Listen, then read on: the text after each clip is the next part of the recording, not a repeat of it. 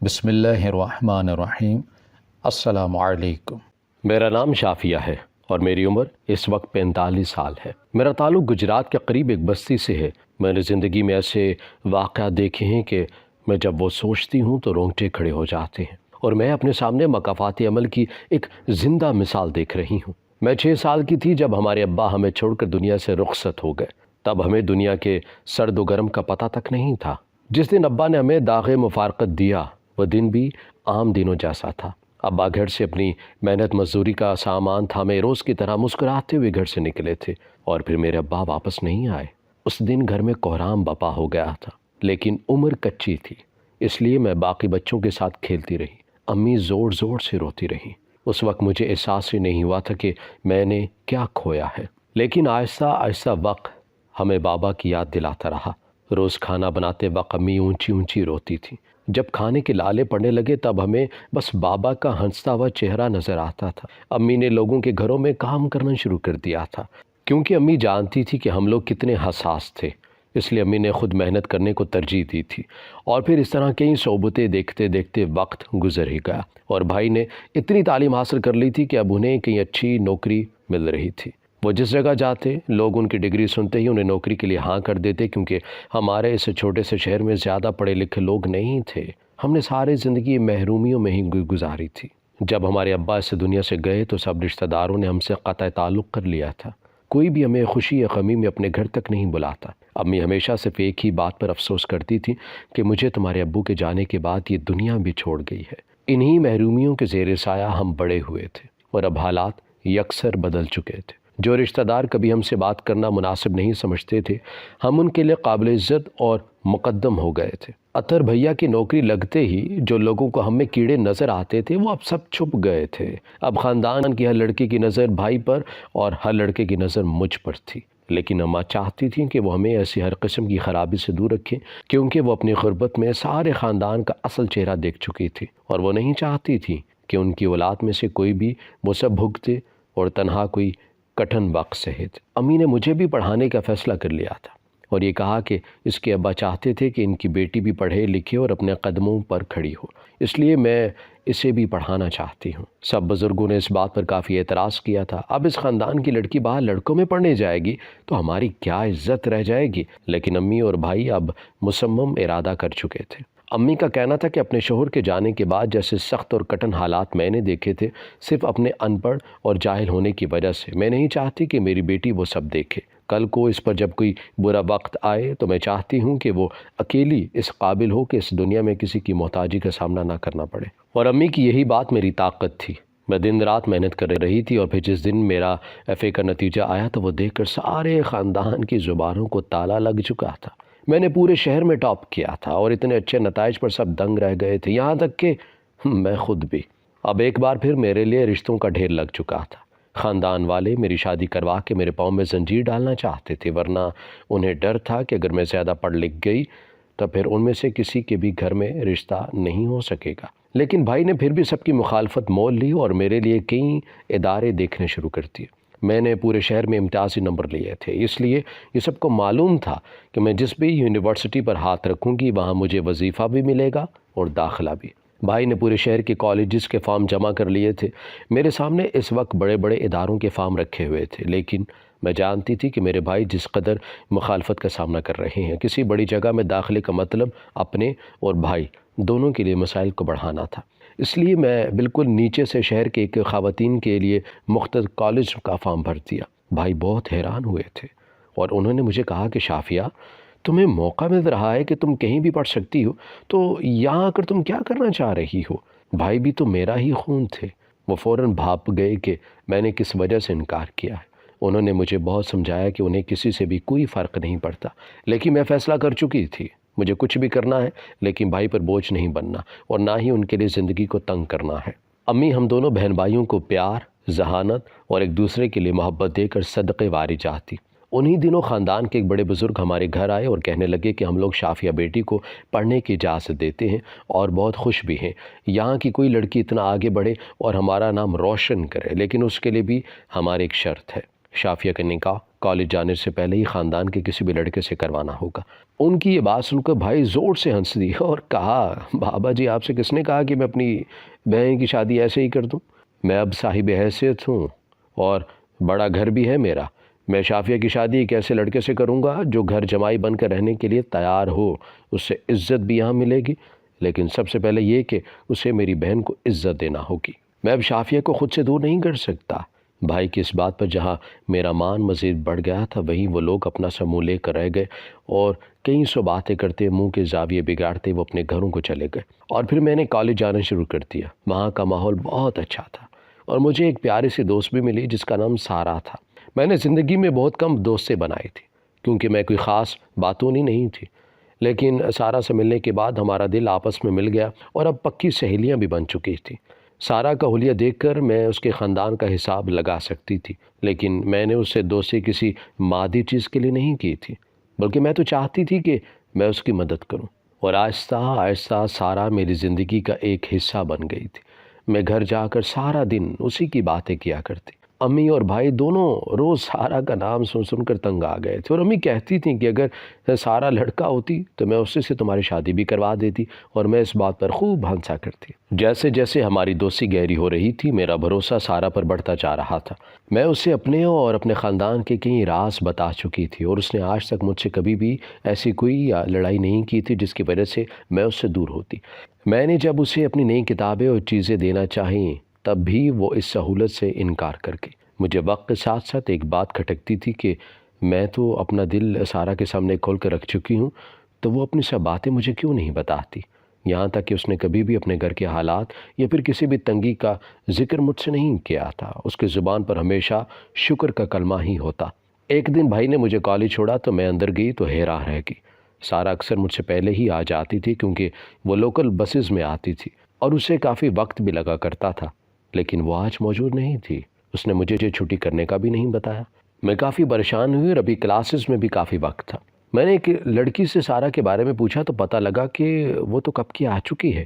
میں اسے پورے کالج میں ڈھونڈنے لگی۔ جب میں کالج کے پچھلے حصے میں پہنچی تو سامنے کا منظر دیکھ کر میرے پیروں تلے سے زمین نکل گئی اور مجھے لگا کہ شاید میں یہیں کھڑے کھڑے گر جاؤں گی۔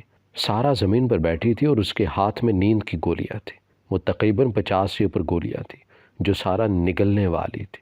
میں وقت پر پہنچ گئی اور فوراً ہوش میں آئی۔ اس کے ہاتھ سے سب گولیاں پھینکی اور زوردار تھپڑ اسے رسید کر دیا۔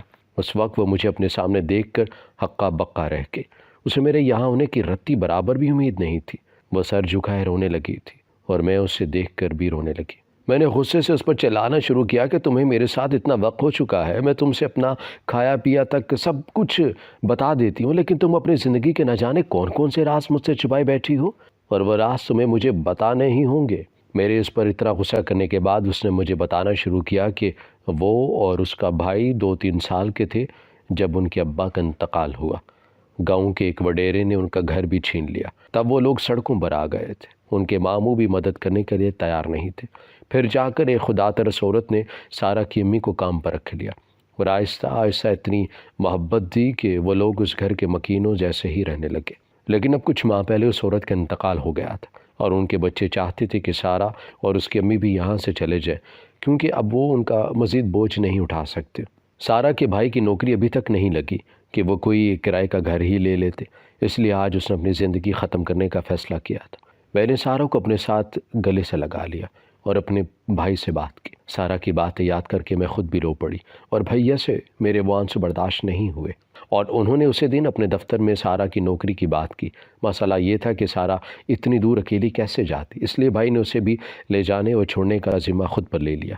وقت گزر رہا تھا اور پھر مجھے محسوس ہوا کہ بھائی سارا کو پسند کرتے ہیں۔ میں نے جب بھائی سے پوچھا تھا وہ ہنس دیے۔ ہم لوگ سارا کا رشتہ لینے گئے تو انہوں نے ہاں کر دی۔ بھائی نے سارا کا بھائی دیکھا تو وہ انہیں بہت اچھا لگا اور پھر بھائی نے انہیں اپنے گھر لانے کا فیصلہ کیا۔ اب وہ لوگ ہمارے گھر آ گئے تھے اور وہیں رہنے لگے۔ میں نے دیکھا کہ بھائی سارا کام خود ہی کر رہے تھے۔ نکاح کی تیاریاں شروع ہو گئی تھی۔ آنٹی نے بہت کہا کہ ہم لوگ کہیں اور گھر لے لیتے ہیں، لیکن بھائی نے ایک نہ سنی اور کہا کہ جب اپنا گھر ہے تو باہر کیوں رہنا ہے۔ میں نے ایک چیز دیکھی کہ بھائی سارا کے بھائی رومان کو بہت غور سے دیکھ رہے تھے اور اتنے دن انہوں نے اس کی ایک چھوٹی سی چھوٹی حرکت، یہاں تک کہ کھانے پینے پر بھی نظر رکھی تھی۔ میں کافی حیران ہوئی کیونکہ میرے بھائی تو ایسے نہیں تھے، وہ کسی کو بھی اتنی غور سے نہیں دیکھتے۔ ان کے ارد گرد جو بھی ہو رہا تھا وہ اسے ایک نظر سے دیکھ کر بس اپنے آپ میں مگن ہو جاتے تھے۔ اب بھائی تھوڑے سے محتاط بھی ہو رہے تھے۔ پھر ایک شام بھائی نے مجھے اپنے پاس بلایا اور کہا کہ بیٹا آج میں تم سے ایک ضروری بات کرنا چاہتا ہوں۔ مجھے اندازہ ہو گیا تھا کہ اب بھائی میری شادی ہی کی بات کریں گے، کیونکہ جتنا بھی انکار کرتے لیکن میری پڑھائی اب مکمل ہو چکی تھی، اور کوئی بھائی جتنی بھی اپنی بہنوں سے محبت کرے لیکن مجھے یقین تھا کہ وہ گھر جمائی نہیں لائیں گے۔ اس طرح میں بھی خاموش تھی اور اپنے دل میں اپنے جذبات جو رمان کے لیے تھے وہ اندر دبا گئے تھے، کیونکہ میں نے بچپن سے دیکھا تھا کہ میرے بھائی نے میرے لیے بہت کچھ کیا تھا، یہاں تک کہ وہ پوری خاندان سے میری وجہ سے الجھ پڑے تھے۔ اس لیے میں نے بھی فیصلہ کر لیا تھا کہ چاہے کچھ بھی ہو جائے لیکن میں کبھی بھی اطہر بھائی کے خلاف نہیں جاؤں گی، مجھے ان کا ہر فیصلہ تسلیم ہوگا۔ اس لیے جب بھائی نے مجھ سے شادی کی بات کی تو مجھے حیرانی نہیں ہوئی اور میں خاموشی سے سر جھکا گئی۔ بھائی نے مجھ سے پوچھا کہ بیٹا اگر آپ کو کوئی پسند ہے تو بتا دو، کیونکہ یہ آپ کی زندگی کا فیصلہ ہے، میں آپ پر زبردستی نہیں تھوپنا چاہتا۔ اگر تم کسی لڑکے کو پسند کرتی ہو تو اس کا نام بتا دو، مجھے کسی بھی قسم کا کوئی اعتراض نہیں ہوگا، تمہاری ہر بات سال آنکھوں پر، کیونکہ یہ آپ کا حق ہے اور میں آپ کے ساتھ کوئی ناانصافی نہیں کروں گا۔ میں وہی فیصلہ کر رہا ہوں جو ابو اگر ہوتے تو وہ کرتے۔ ابو کے ذکر پر میری آنکھیں نم ہو گئی تھی اور پھر میں نے بھیا کو کہا کہ آپ جو بھی کریں گے سب قبول ہے۔ میں اپنے آپ کو ہر فیصلے کے لیے تیار کر چکی تھی، اور پھر بھیا نے جو بات کی وہ سن کر مجھے لگا کہ جیسے میں نے کچھ غلط سنا ہے اور میری سماعت ختم ہو گئی ہے۔ بھیا نے کہا کہ بیٹا میں نے اتنے دن پہلے سارا کے گھر والوں کو اس لیے بلایا تھا کہ وہ لوگ یہاں گھل مل جائیں۔ دوسرا، جب میں نے سارا کا بھائی دیکھا تو مجھے اندازہ ہوا کہ وہ ایک بہت اچھا انسان ہے، اس لیے میں شادی کی بات کرنے سے پہلے انہیں یہاں لے آیا تاکہ اس کا رویہ اور عادات اچھے سے دیکھ لوں۔ دوسرا، میں نہیں چاہتا تھا کہ اس کی عزت نفس مجروح ہو کہ وہ گھر جمائی بن کر سسرال میں رہے، اس لیے میں پہلے انہیں یہاں لایا، اس کا مشاہدہ کیا اور نوکری لگوائی۔ اب وہ گھر میں کچھ خرچہ بھی دے گا تو اس طرح وہ ایک عزت نفس کا مالک انسان کے جس میں اپنی بہن کی شادی کروں گا۔ بھائی کی اس بات پر میری آنکھیں آنسوں سے تر ہو گئی تھی، وہ مجھ سے کتنا پیار کرتے تھے۔ اور پھر بھائی نے آنٹی سے بات کی اور رشتہ پکا ہو گیا۔ ایک ہفتے بعد میرا اور بھائی کا نکاح ایک ہی دن ہوا۔ میری بہترین دوست اب میری نند بھی تھی۔ شادی کے موقع پر بھی لوگوں نے بہت باتیں بنائی کہ شادی سے پہلے لڑکے لڑکی کو گھر لے آئے، کیسی بے حیائی کا زمانہ آ گیا ہے۔ سارا کو یہ باتیں دل پر لگی تھی، اسے یہ بھی ڈر تھا کہ کہیں رومان کو گھر جمائی والی بات بری نہ لگ جائے، مگر اطہر بھائی نے سب سنبھال لیا اور اب سب کچھ نارمل تھا۔ شادی کے بعد سب کچھ بہت اچھا چلنے لگا اور ایسے ہی خوشی خوشی ہماری شادی کو 5 سال بیت چکے تھے۔ اب حالات پہلے سے یکسر مختلف ہو گئے تھے، جو پہلے تھا وہ سب بدل گیا۔ آنٹی کی وفات ہوئے 2 سال بیت گئے۔ ان دنوں سارا امید سے تھی، اور پھر اس کے گھر 2 پیارے سے بچوں کی آمد ہوئی جنہیں ایک عرصے تک میں ہی سنبھالتی رہی۔ سارا اتنا زیادہ صدمے میں تھی کہ اسے کئی دن بچوں کا دودھ پلانا تک یاد نہیں رہتا۔ میں اب بھی بے اولاد تھی کہ ان جگہ منتیں مانی اور ہزاروں وظیفے کر چکی تھی، لیکن اب تک کوئی بھی کارگر ثابت نہیں ہوا۔ اب تو میں بالکل نا امید ہو چکی تھی اور سارا کے بچوں کو بالکل اپنے بچوں کی طرح پیار کرتی، ان کے نخرے اٹھاتی، تیار کرتی اور ان کا خیال رکھا کرتی۔ اس کے بچے بھی میرے ساتھ بہت محبت کرتے، وہ سارا سے زیادہ میرے پاس رہتے، اور سارا بھی بڑے دل کی، اس لیے اس نے اس بات کا برا نہیں منایا۔ وہ بھی خوش تھی اور یہی کہتی تھی کہ یہ تمہاری اولاد ہے۔ ایسے ہی مزید کچھ وقت گزرا تھا کہ ایک رات میں اٹھی تو پیاس کی شدت سے میرا حال برا ہو رہا تھا۔ میں باہر پانی پینے کے لیے گئی تو میں نے ایک عجیب منظر دیکھا۔ سارا کوئی چیز دیوار سے باہر پھینک رہی تھی، اور پھینکنے کے بعد وہ کتنی ہی دیر اس دیوار کے پاس کھڑی رہی۔ میں کافی حیران ہوئی کہ وہ کیا کر رہی ہے۔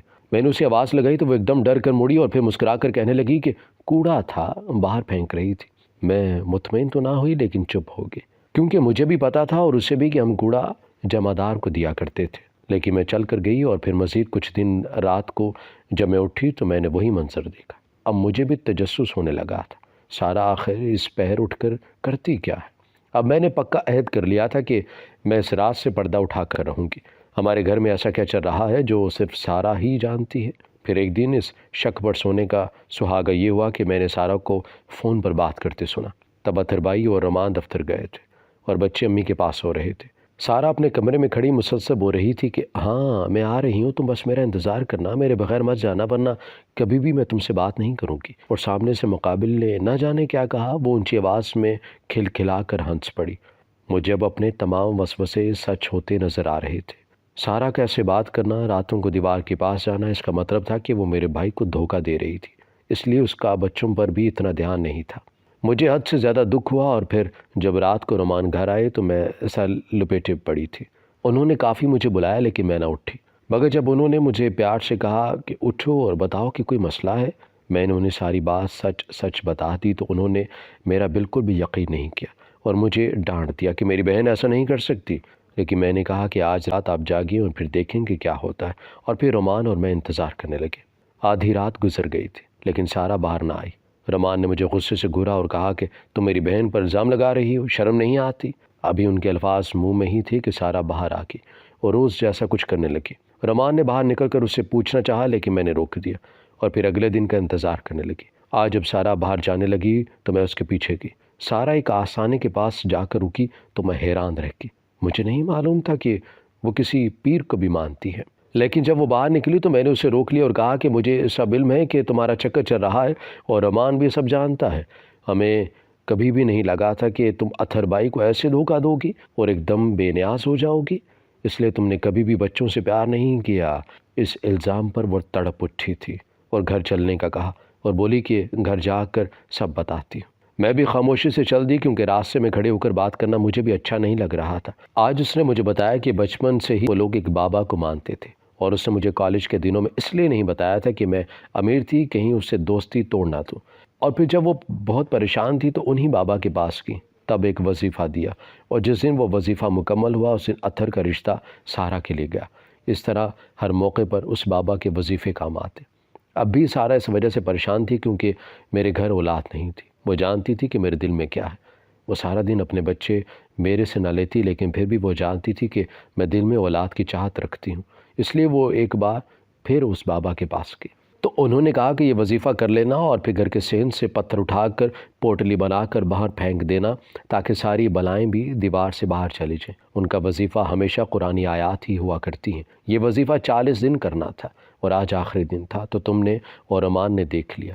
میں اپنی دوست سے ہی بات کر رہی تھی کیونکہ تمہاری رپورٹ آ گئی تھی، تم امید سے ہو۔ آخری جملے سن کر مجھے لگا جیسے کسی نے آب حیات مجھے پلا دیا ہو۔ میں سارا کے گلے سے لگی اور معافی مانگنے لگی۔ میں نے اس کے بارے میں اتنا گندا سوچا اور رومان سے بھی معافی مانگ لی۔ آج کے سال مزید گزر گئے ہیں اور میرے بیٹے کی شادی سارا کی بیٹی سے ہوئی ہے۔ میں چاہتی ہوں کہ میرے گھر میں بھی سارا جیسے ہی لڑکی آئے جو ہمیں سنوار دے۔ کیا میرا یہ فیصلہ اچھا ہے؟ ہماری ویڈیو اگر آپ کو پسند آئی ہے تو ضرور لائک کیجیے، اپنی رائے دینا چاہیں تو کمنٹس کیجیے، اچھی لگے تو شیئر کیجیے۔ اس کے ساتھ ساتھ اگر آپ نے ہمارا چینل سبسکرائب نہیں کیا تو ضرور کیجیے اور بیل آئیکن پر لازمی کلک کیجیے تاکہ ہماری ہر آنے والی ویڈیو آپ تک بر وقت پہنچ سکے۔